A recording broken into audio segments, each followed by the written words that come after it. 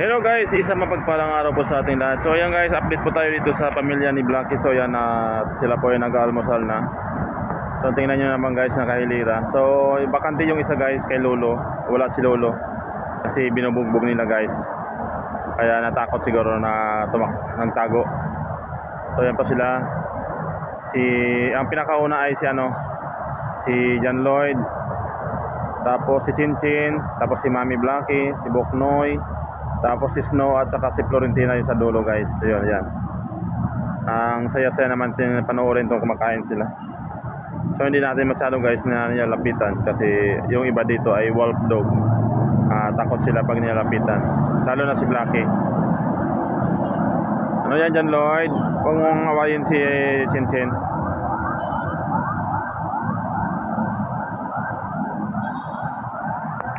So yung ulam nila guys ay may halo na ng isda. Kanin saka yung ng isda, may sabaw at kunting laman. Yan, sarap-sarap sila, sarap-sarap.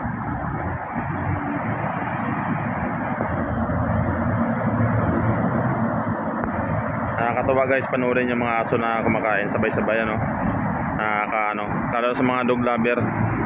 Yan, masaya talaga panurin yung mga aso ay sabay-sabay sila kumakain. Sana wag naman mabuntis to si Blacky guys. Kasi baka madagdagan na naman yung mga apo ko.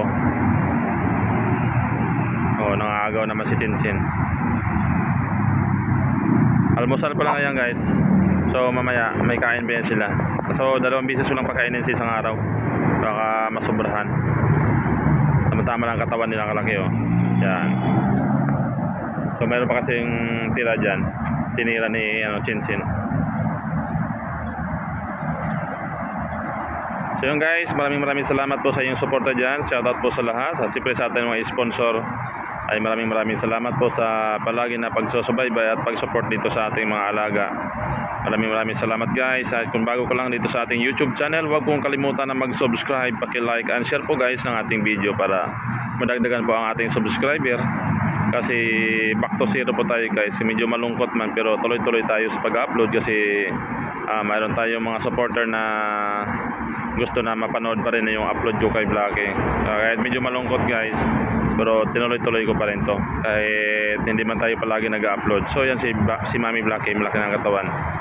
Cute na cute guys, tingnan si Blacky yan Ang ganda ng kulay niya. Akala mo naka-dress o hindi kaya pang swimming yung kayang suot. Ang ganda niya.